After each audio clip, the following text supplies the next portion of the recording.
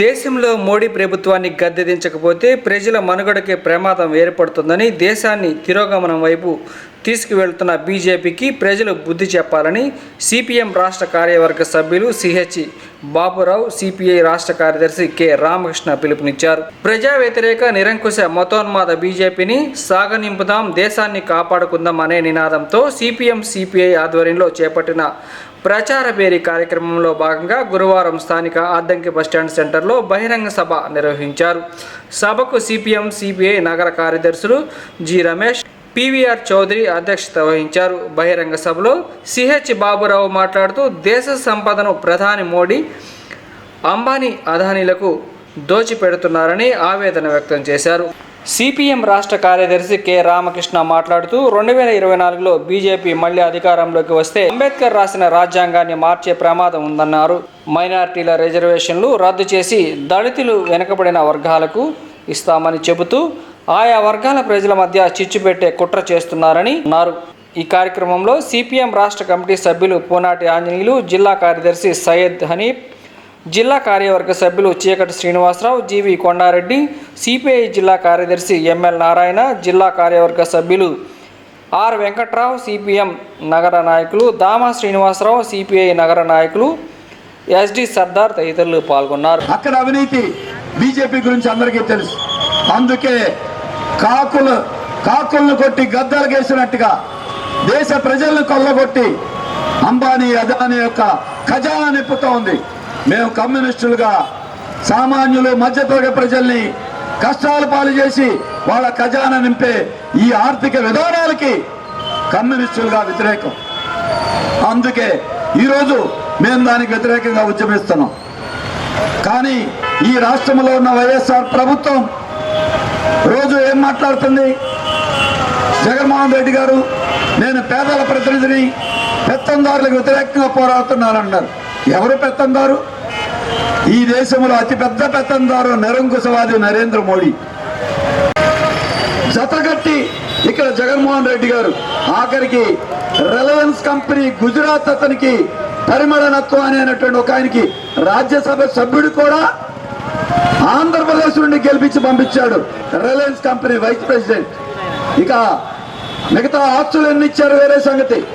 మరి ఇటువంటిది మీరు పేదల ప్రతినిధి అంటే జనాల్ని నమ్మిస్తున్నారు. అందుకే మోడీ కార్పొరేట్ల ప్రతినిధి దీని పార్లమెంట్లో అయినా బయట అయినా నిగ్గదీసి పోరాడుతుంది. అందుకే ఇవాళ ఈ ఉద్యమం చేపట్టాం. అదాని అంటే షేర్ మార్కెట్లో పెట్టిన వాళ్ళ వరకే అనుకోబాకండి. ప్రతి ఒక్కళ్ళ దగ్గర నుండి మనకి తెలియకుండానే మన ఆస్తుల్ని, మన సంపదని వివిధ రూపాల్లో ఈ అదానీ, అంబానీలకి దోచిపెడతా ఉంది నరేంద్ర మోడీ గారి. మధ్యలో వాళ్ళకు ఒక ఏజెంట్ లాగా ఉపయోగపడుతున్నారు. కానీ ఇవాళ కేంద్రంలో అధికారంలో ఉన్న నరేంద్ర మోడీ ప్రభుత్వం వారు అనుసరిస్తున్న విధానాలు రాబోయే రోజుల్లో ఇవాళ ఈ దేశంలో అమల్లో ఉన్న రాజ్యాంగానికి తిలోదకాలు ఇచ్చే పద్ధతుల్లో వాళ్ళ ముందుకు పోతా ఉన్నారు. నేను గ్యారంటీగా చెప్తా, 2024 ఎన్నికల్లో మళ్ళీ మోడీ ప్రభుత్వం అధికారంలో వస్తే, మళ్ళీ బీజేపీ పార్లమెంట్లో మెజార్టీ వస్తే, ఇవాళ దేశంలో ఏదైతే రాజ్యాంగం అమల్లో ఉందో అంబేద్కర్ రచించిన రాజ్యాంగాన్ని వాళ్ళు మారుస్తారు. వారు ఓపెన్ గా చెప్తా ఉన్నారు, ఈ రాజ్యాంగం పైన మాకు నమ్మకం లేదు. పాపం ఇవాళ కాదు, 1950 జనవరి 26వ తేదీ రాజ్యాంగం అమల్లోకి వచ్చిన రోజు, ఆ రోజే వాళ్ళు ఆర్ఎస్ఎస్ పత్రిక పాంచజన్యలో రాశారు. ఇవాళ భారతీయ జనతా పార్టీ అధికారంలోకి వచ్చి 9 ఏళ్ల కాలంలో ఏం చేశారో చెప్పమని అడుగుతా ఉన్నాం. ఈ హయాంలో బాగుపడ్డ వాళ్ళు ఎవరంటే అంబానీలు, అదానీలు, కార్పొరేట్లు బాగుపడ్డారు. నేను ఒకటి చెప్తా, ఇంతకుముందు బాబురావు గారు చాలా చెప్పారు. 2014లో ఆ రోజు నరేంద్ర మోడీ అదానీ విమానంలో తిరిగి ప్రచారం చేశాడు. పార్లమెంట్ ఎన్నికల్లో దేశమంతా 400-500 మీటింగులు పెట్టాడు. ఆ రోజు అదానీ విమానం ఆయన ముఖ్యమంత్రిగా ఉండి బాగా లబ్ధి పొందాడు. ఆ రోజు అదాని ఆస్తి 50,000 కోట్ల రూపాయలు మాత్రమే. 9 ఏళ్ల తర్వాత ఇవాళ అదాని ఆస్తులు మన భారతదేశంలోనే కాదు ప్రపంచంలోనే 2వ స్థానానికి ఎదిగాడు. 16 లక్షల కోట్ల రూపాయల ఆస్తులు సంపాదించాడు. ఎవరి అదాని? నరేంద్ర మోడీ ఆప్తమిత్రుడు. ఇవాళ అదాని ఆస్తులు 16 లక్షల కోట్ల రూపాయలు పెరిగిందని మనం కాదు ప్రపంచవ్యాప్తంగా ఇవాళ ఆశ్చర్యపోతా ఉన్నారు. హిండెన్బర్గ్ నివేదిక వచ్చిన తర్వాత ఇవాళ దానిపైన విచారణ జరపమంటే దానికి అంగీకరించడంలే. డొల్ల కంపెనీలు అన్ని కూడా తప్పుడు పద్ధతుల్లో షేర్ హోల్డర్స్ అందరూ కూడా మోసం చేసి 16 లక్షల కోట్ల రూపాయల సంపద కూడబెట్టాడు. ఇవాళ పైగా మన రాష్ట్రంలో కూడా చెప్పాలి, మన జగన్మోహన్ రెడ్డి ఉన్నాడు ముఖ్యమంత్రి. అంతేకాదు మొత్తం ఎక్కడైతే పవర్ ప్రాజెక్ట్స్ ఉన్నాయో సోలార్ పవర్ అంతా వాళ్ళకే ఇచ్చాడు. అదానికి ఎంత తెగించి చేస్తా ఉన్నాడంటే దేశమంతా అదాని పైన విచారణ జరపడం గగ్గోలు పెడతా ఉంటే జగన్మోహన్ రెడ్డి క్యాబినెట్ మీటింగ్ పెట్టి 1,000 కోట్ల రూపాయల భూములన్నీ కూడా ఆయన పేరు మీద రాశాడు. మొన్ననే పోయిన నెలలో బీజేపీ ముఖ్యమంత్రులు కూడా అంత దాసోహమంలా లాలుచిపడ్డారు. వారిచ్చే కోట్లాది రూపాయల లంచాలు తిని ఇవాళ మొత్తం రాష్ట్రాన్నంతా కూడా దోచిపెడతా ఉన్నాడు. పైగా ఇప్పుడు విశాఖ ఉక్కు ఫ్యాక్టరీ కూడా అప్పచెప్పడానికి ప్రయత్నం చేస్తా ఉన్నారు. ప్రైవేట్ పరం చేస్తామంటా ఉన్నారు. ఎవరు మాట్లాడంలా. కాబట్టి చెప్తా ఉన్నాం, మోడీ విధానాలు ఏవైతే ఉన్నాయో అవన్నీ కూడా జగన్మోహన్ రెడ్డి ఇక్కడ అమలు పరుస్తా ఉన్నాడు. మరి చంద్రబాబు నాయుడు గారిని అడుగుతా ఉన్నాం, మోడీ విధానాలు బాగున్నాయని జగన్మోహన్ రెడ్డి అంటా ఉంటే మరి నువ్వు జగన్మోహన్ రెడ్డికి సపోర్ట్ చేయాలనుకున్నావా? నీవెందుకు సపోర్ట్ చేస్తా ఉన్నావు? వారు కూడా మాట్లాడాలి. పైగా ఇవాళ రాష్ట్రంలో జరుగుతున్న రాజకీయ పరిణామాలు గమనిస్తే నిజంగా ఇంత అధ్వానంగా రాజకీయాలు ఉంటాయని అనిపిస్తా ఉంది. 2019 ఎన్నికల్లో జగన్మోహన్ రెడ్డి గారికి బ్రహ్మాండంగా ప్రజలు తీర్పు చెప్పారు. ఆ తర్వాత లోకల్ బాడీస్ ఎన్నికల్లో కూడా గెలిచారు. ఇవాళ రాష్ట్రంలో ఎమ్మెల్యేలు, ఎంపీలు, మున్సిపల్ చైర్మన్లు, మేయర్లు, జిల్లా పరిషత్లు, మండలాలు అన్ని కూడా మీ కంట్రోల్లో ఉన్నాయి. నీకెవరు అడ్డమే లేదు. పైగా నరేంద్ర మోడీ సపోర్ట్ ఉంది. మరి ఇంత అంతులేని అధికారం కలిగిన జగన్మోహన్ రెడ్డి ఒక్క రోజైనా నువ్వు సుఖంగా నిద్రపోతా అన్నావు అని అడుగుతా అన్నా. ఆ టీవీ చూసినప్పుడు అనిపిస్తా ఉంది, మొత్తం ఎవరు కనపడంలా, అందరూ వాళ్ళ కుటుంబ సభ్యులు కనపడతా ఉన్నారు. పులివెందుల్లో వాళ్ళే, అమరావతిలో వాళ్ళే, హైదరాబాద్లో వాళ్ళే, ఢిల్లీలో సుప్రీంకోర్టులో కూడా వాళ్ళే కనపడతా ఉన్నారు. సిబిఐ కోర్టులో మీరే ఉంటా ఉన్నారు, హైకోర్టులో మీరే మాట్లాడుతూ ఉన్నారు, సుప్రీంకోర్టులో కూడా మీరే ఉంటా ఉన్నారు. ఆ టీవీ పెడితే పులివెందుల్లో పోలీసుల పహారా, పోలీసులు కనపడుతుంది. హైదరాబాద్ లో వాళ్ళ చిన్నాన్న భాస్కర్ రెడ్డి చెంచల్ కూడా జైలు నుంచి సిబిఐ వాళ్ళకి రావడము అది ఒక పక్క చూపిస్తాడు. ఆయన తమ్ముడు అవినాష్ రెడ్డి ఇప్పుడు పోతాడు, అప్పుడు పోతాడు, ఇప్పుడు పోతాడు, అప్పుడు పోతాడు. అది అసలు గతంలో విఠలాచార్య సినిమాలో కూడా అంత సస్పెన్స్ లేదు. ఫుల్ సస్పెన్స్ అయింది. ఆయన ఒక పక్క ఇంకా పాపం సొంత చెల్లెలు ఆ అమ్మాయి పాపం రోడ్డు మీద పోయి చివరికి అమ్మాయికి ఏమైందో ఏమో పోలీసులను కొట్టింది. తర్వాత ఇంకో చెల్లెలు సునీత, పాపం ఆమెమో ఆ ఢిల్లీలో సుప్రీంకోర్టు తిరుగుతుంది, మా నాయన చెప్పిన వాళ్ళు ఎవరో తేల్చండి అని. ఆమెను ఒక పక్క చూపిస్తా ఉన్నారు.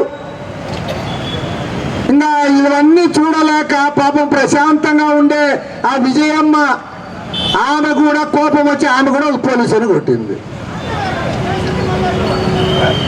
నేను అడుగుతా ఉన్నా జగన్మోహన్ రెడ్డిని, అయ్యా నీకు ఇంత అంతులేని అధికారం తెలుగు ప్రజలు ఇస్తే ఇవాళ నీ కుటుంబాన్ని అంతా కొంతమంది జైలుకు పంపిస్తా ఉన్నావు, కొంతమందిని రోడ్డు మీదకి వదిలావు, కొంతమంది పోలీస్ స్టేషన్లో నిర్బంధిస్తా ఉన్నావు. ఏం చేస్తా ఉన్నావు అని అడుగుతా ఉన్నా. ఈ 4 ఏళ్ల కాలంలో ఈ రాష్ట్రానికి ఏమైనా చేశావా? ఈ రాష్ట్రంలో నేను ఛాలెంజ్ చేసి చెప్తా ఉన్నా, శ్రీకాకుళం జిల్లా పలాస నుండి చిత్తూరు జిల్లా వరకు, కర్ణాటక దగ్గర హిందూపురం వరకు ఎక్కడైనా ఒక రోడ్డు వేసావా, ఒక ప్రాజెక్టు కట్టావా, ఒక కాలువ తవ్వావా, ఒక పరిశ్రమ పెట్టావా, ఒక ఐటీ సెక్టార్ డెవలప్ చేశావా? ఒక్కడు చూపించమని అడుగుతా ఉన్నా. చిత్ర పరిశ్రమను ఆంధ్రప్రదేశ్ రాష్ట్రంలో అభివృద్ధి చేయడమే లక్ష్యంగా Navyandhrapradesh film chamber of commerce నిరంతరం పనిచేస్తుందని film chamber of commerce chairman SVN Rao అన్నారు. చిత్ర పరిశ్రమల సేవలను జిల్లా ప్రజలకు అందించేందుకు ఒంగోలు కేంద్రంగా నూతన శాఖను ప్రారంభించి నగరంలోని 60 అడుగుల రోడ్డు, ఒంగోలు నగరంలోని 60 అడుగుల రోడ్డులో గల గుప్తా స్క్వేర్ నందు ఏర్పాటు చేసిన శాఖను ఆయన సందర్శించారు. ఈ సందర్భంగా చైర్మన్ రావు మాట్లాడుతూ 2024 నుంచి ఆంధ్రప్రదేశ్ రాష్ట్రంలో చిత్ర పరిశ్రమ సేవలు పూర్తి స్థాయిలో అందుబాటులో తీసుకురావడం జరుగుతుందని అన్నారు. రాష్ట్ర ప్రభుత్వం ఆదేశాల మేరకు ఏపీకి చెందిన చిత్రాలను ఇక్కడే షూటింగ్ చేపట్టాలని పేర్కొన్నారు. ఆంధ్రాకి చెందిన సినీ రిజిస్ట్రేషన్ ప్రక్రియను ఇక నుంచి ఏపీలోనే ఉంటాయని అన్నారు. జిల్లాలో చిత్ర పరిశ్రమను అభివృద్ధి చేసేలా తగు ప్రణాళికలు రూపొందిస్తున్నట్లు జిల్లా అధ్యక్షులు నెలపాటి ప్రసాద్ బాబు తెలియజేశారు. ఈ కార్యక్రమంలో కొల్లా రఘుబాబు, ఈదుపల్లి శివ, నయనాల ప్రసాద్తో పాటు పలువురు పాల్గొన్నారు.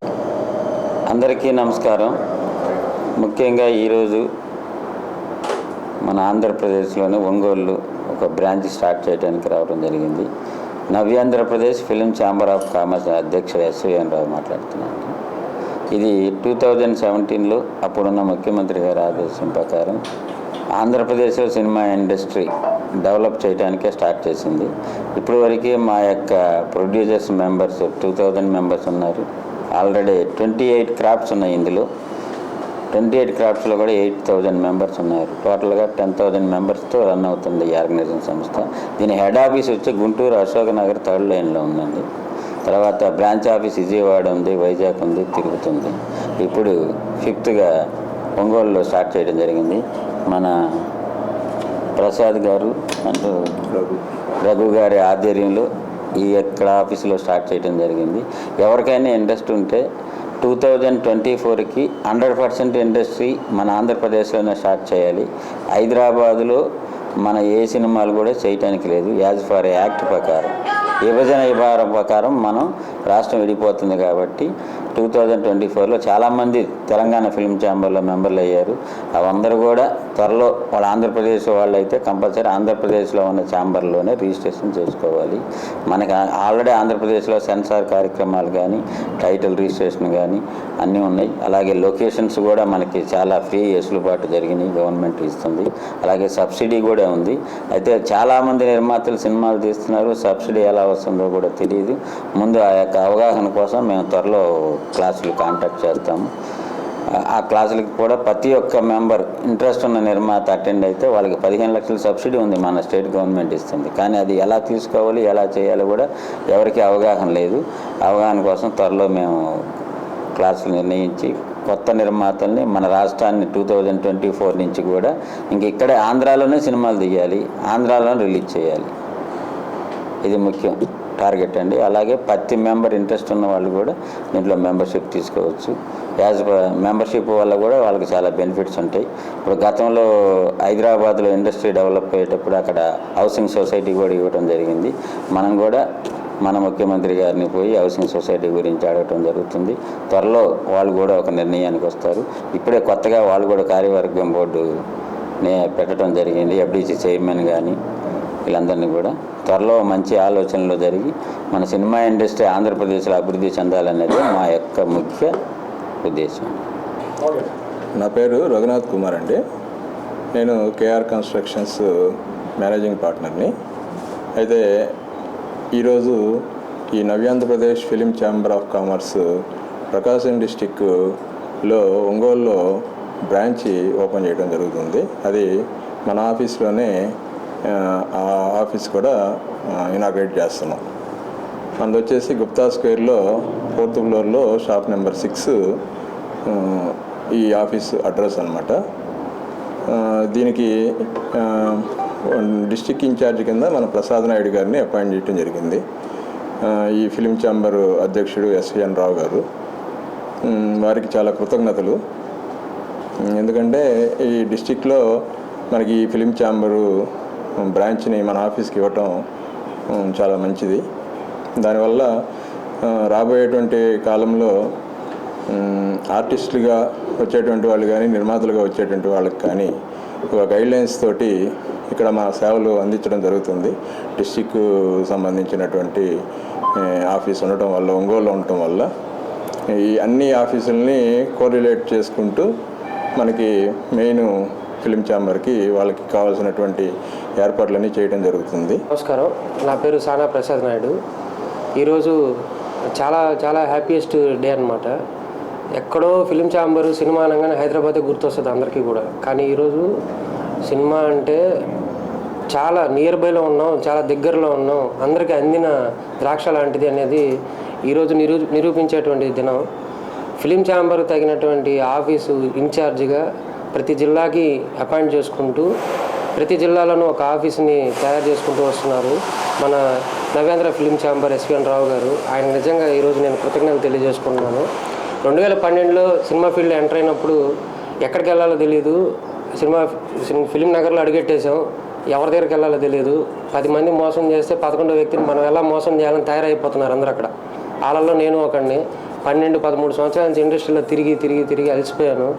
కానీ ఆ యొక్క అక్కడ తగిలినటువంటి దెబ్బలు బాగా గట్టిపడి మనలాంటి వాళ్ళు ఇంకో నలుగురు తయారవ్వకూడదు అని చెప్పి వాళ్ళకి చాలా సర్వీస్ చేసుకుంటూ వాళ్ళకి మోటివేట్ చేసుకుంటూ వచ్చారు.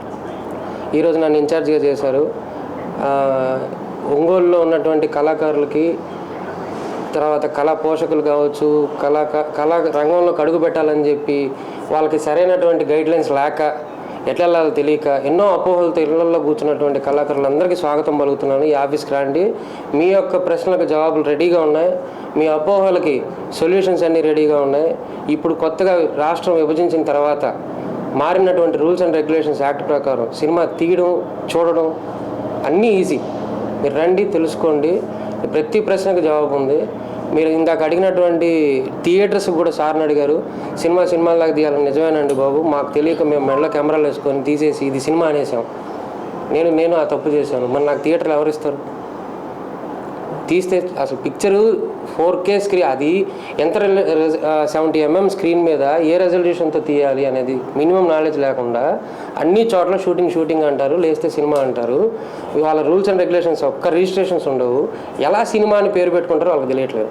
2024 నుంచి షూటింగ్స్ అన్నీ కూడా ఆంధ్రప్రదేశ్లోనే చేసుకోవాలన్న కొత్త నామ్స్ ప్రకారం అందరికీ ఒక డౌట్. స్టూడియోస్ గురించి నాకు మాట్లాడారు ఒకరు. మనకి స్టూడియో అవసరం లేదనుకుంటాను. మన ఆంధ్రప్రదేశ్లో న్యాచురల్ బ్యూటీనెస్ ఎక్కువ కంపేరింగ్ టు తెలంగాణ. మనకి ఎక్కడ ఏ లొకేషన్ లేదు. ఒకసారి గుండెల మీద చేసుకుని ఆలోచించండి. 4 గోడలు అవసరమా? అవసరమైన వాటికి ఇప్పటికి ప్రజెంట్ వైజాగ్లో రామానాయుడు స్టూడియోస్ గవర్నమెంట్, పాత గవర్నమెంట్ శాంక్షన్ చేసి డెవలప్డ్ ఏరియా ఉంది. అట్లా రాజమండ్రికి పోతే ప్రైవేట్ స్టూడియోలు 19 స్టూడియోలు ఉన్నాయి, పేర్లతో సహా. నేను లిస్ట్ అవుట్ ఇస్తాను. ప్రైవేట్ వ్యక్తులు నడుపుతున్నారు. 4 ఎకరాలు 10 ఎకరాలు వాళ్ళు ఇన్పుల్ట్ వేసుకున్నారనమాట. కాంపౌండ్ వాళ్ళు పెట్టుకొని మంచి ఇండోర్. వాళ్ళు ఇప్పుడు యూట్యూబ్ ఛానల్స్ అన్నీ ఎక్కడ జరుగుతున్నాయి అనుకుంటున్నారు?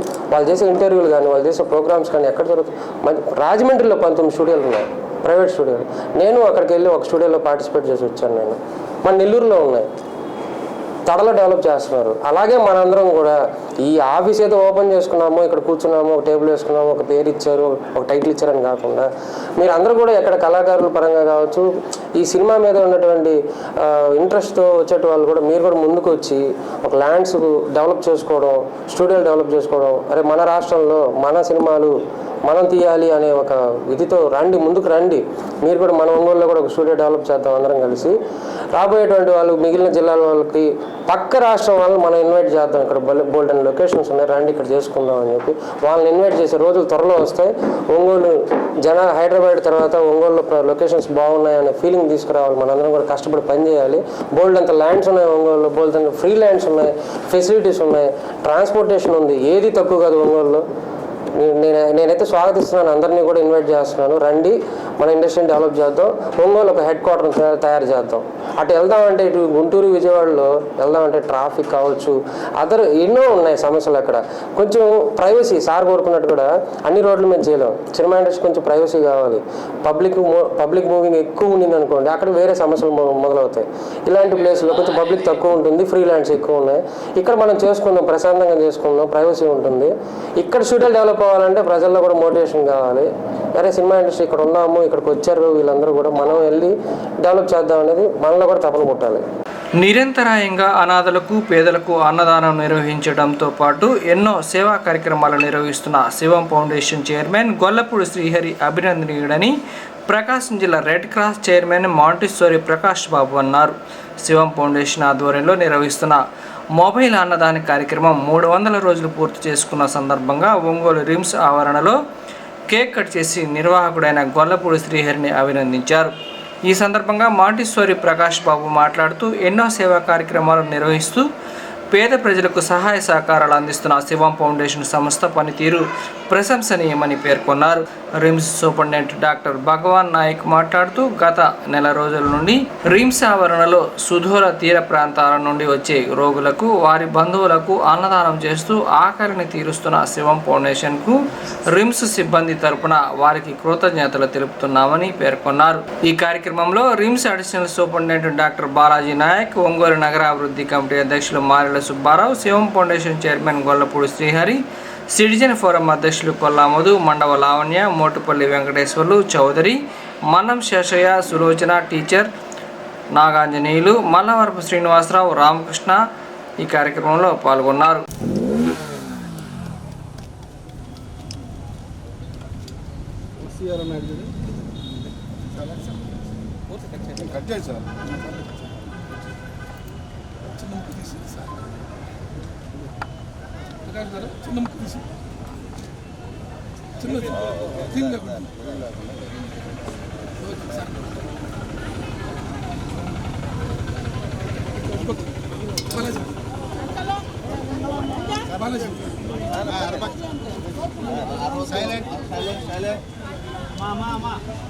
కొంచెం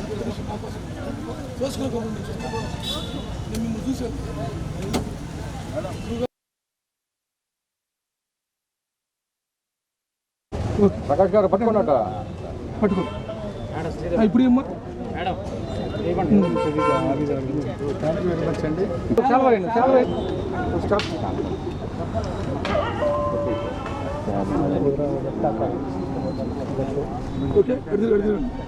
ఒక్కసారి సార్ డాక్టర్ గారు మీరు కూడా రండి సార్.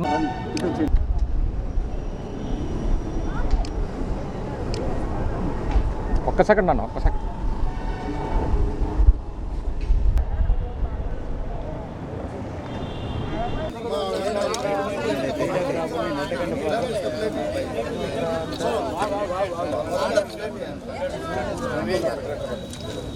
సంచి కింద పెట్టిపా ఉంటే మేము కూడా అలాగే అవుతుందా ఎంత జరిగి తీసుకోరా వచ్చి ఇప్పుడు సెకండ్ ఉండండి సార్, ఒక్క సెకండ్ మా జరగ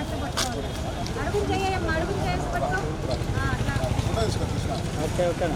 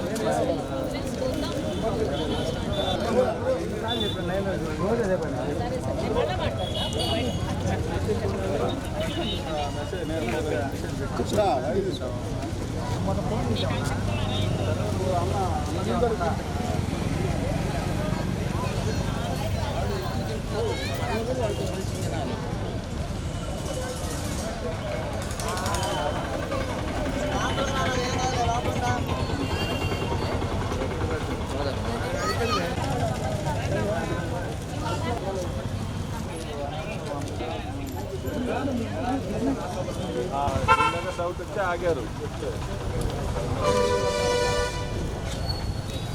ఓయ్ నీకు మొదటిగా చెప్తాను, చిన్న పాయింట్ ఉందయ్యా, అది అందరికీ అర్థం కాదు, ఆగింది.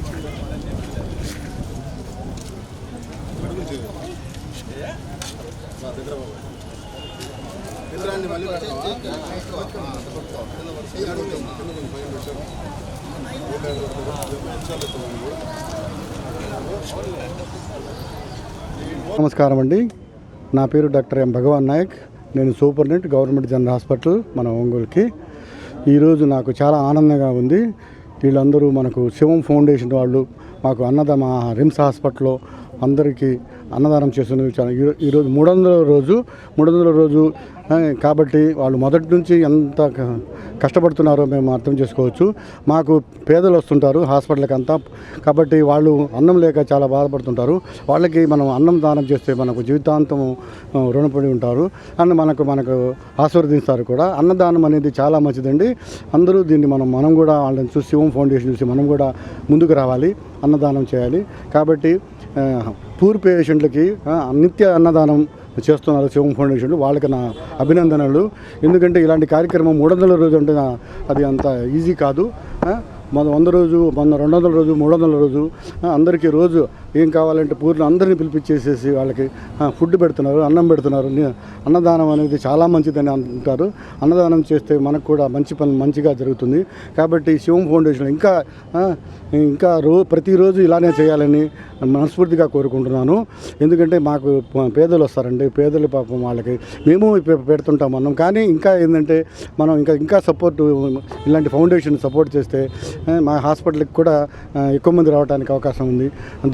ఎందుకంటే వాళ్ళు హాస్పిటల్లో ఇక్కడ ట్రీట్మెంట్ తీసుకుంటారు, ఇక్కడ మంచి భోజనం దొరుకుతుంది వాళ్ళకి, వాళ్ళు మంచిగా కోలుకుంటారు, వాళ్ళు బాగుంటారు. కాబట్టి మనల్ని ఆస్వాదిస్తారు.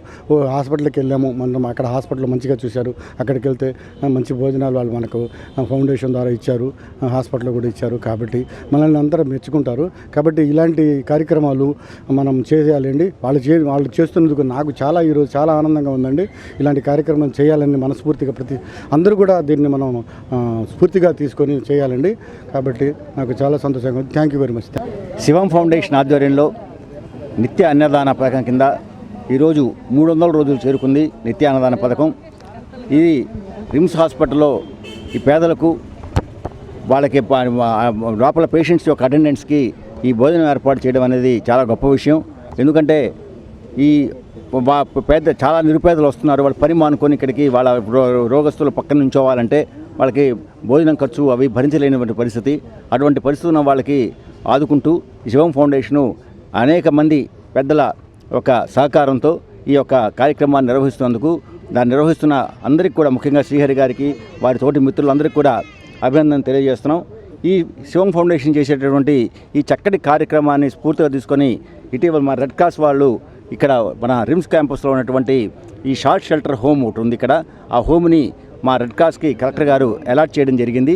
ఆ హోమ్ని కూడా మేము ఈ శివం ఫౌండేషన్ వారి సహకారంతో వాళ్ళకే అప్పచెప్తాం. ఇక్కడ ఉన్న వాళ్ళకి నైట్ షెల్టర్ కూడా, వాళ్ళు రాత్రి పడుకునే సౌకర్యం కూడా ఉంటుంది. వాళ్ళకి మార్నింగ్ స్నానం అన్నింటి కూడా సౌకర్యంగా ఆ షెల్టర్ని ఏర్పాటు చేస్తాం. భోజనం కూడా ఏర్పాటు చేస్తాం. వాళ్ళకి అన్ని ఏ రకంగా అంటే అటెండెంట్స్కి కూడా బయట ఎక్కడ ఉండాల్సి రోడ్డు మీద పడుకోవడం లేకపోతే కింద పడుకోవడం ఆ అవసరం లేకుండా సకల సౌకర్యాలు ఏర్పాటు చేసేట్టుగా త్వరలో ఇక్కడ ఈ ఈ మున్సిపాలిటీ వాళ్ళు అలాట్ కూడా చేయడం కూడా జరిగింది. త్వరలో దాన్ని ఓపెన్ చేస్తే ఈ భోజనం సౌకర్యంతో పాటు వాళ్ళకి నైట్ స్టే హోమ్ కూడా వాళ్ళకి సౌకర్యం ఏర్పడుతుంది. దీన్ని ఖచ్చితంగా శివం ఫౌండేషన్ వాళ్ళు ఒక ఆదర్శంగా తీసుకొని నడుపుతారనే నమ్మకం ఉంది. కాబట్టి శ్రీహరి గారిని మా మేనేజింగ్ కమిటీ సభ్యులు కూడా తీసుకోవడం జరిగింది. ఇటువంటి మంచి కార్యక్రమాలు ఇంకా అనేకం చేయాలని పేదలకి మరి ముఖ్యంగా ఈ రోగిష్ఠులైనటువంటి పేషెంట్స్కి అందరూ కూడా మంచి సేవా కార్యక్రమం నిర్వహిస్తున్నటువంటి శివం ఫౌండేషన్ని రెడ్ క్రాస్ తరఫున మరోసారి నేను అభినందిస్తూ ఉన్నాను. ఆకలితో ఇబ్బంది పడుతున్న పేదల కోసం రోడ్ల వెంబడి తిరిగే యాచకుల కోసం అన్నదానం ప్రారంభించాలని శివం ఫౌండేషన్ ద్వారా గత 300 రోజుల క్రితం అన్నదానం స్టార్ట్ చేయడం జరిగింది. ఈ అన్నదానం మొబైల్ వ్యాన్ ద్వారా పట్టణ పరిధిలో ఉన్న యాచకులకు అదేవిధంగా భిక్షగాళ్లకు ప్రతిరోజు 300 మందికి అన్నదానం చేస్తున్నాము. రిమ్స్ హాస్పిటల్లోని పేషెంట్ తాలూకా బంధువులకు కూడా అన్నదానం ప్రతిరోజు నిర్వహిస్తున్నాము. ఈరోజు 300 రోజుల కార్యక్రమానికి శివం ఫౌండేషన్ తరఫున జరుగుతున్న ఈ కార్యక్రమానికి రిమ్స్ సూపరింటెండెంట్ గారు రావడం మాకు చాలా ఆనందించే విషయం. అదేవిధంగా ప్రకాష్ గారు రెడ్ క్రాస్ అధ్యక్షుల గారికి కృతజ్ఞతలు తెలియజేస్తూ ఉన్నాను. ఈ విధంగా శివం ఫౌండేషన్ ద్వారా మరింత మంది పేదల కడుపు నింపాలనే సంకల్పంతో మా శివం ఫౌండేషన్ గౌరవ అధ్యక్షులైన సుబ్బారావు గారు, శ్రీదేవి మేడం గారు అందరి సహకారాలతోటి పట్టణ పరిధిలో పేదోడికి అనేవాడికి అన్నం దొరికే విధంగా శివం ఫౌండేషన్ ఒక కేరాప్గా చేసి సాయంత్రం పూట కూడా పట్టణ పరిధిలోని యాచకులకి భిక్షగాళ్ళకి అన్నం పెట్టాలనే సంకల్పంతో ముందుకెళ్తున్నాము. ఈ శివం ఫౌండేషన్కి భగవంతుని ఆశీస్సులతో పాటు పుర ప్రజల ఆశీస్సులు కూడా ఉంటాయని ఆశిస్తూ సెలవు తీసుకుంటాం.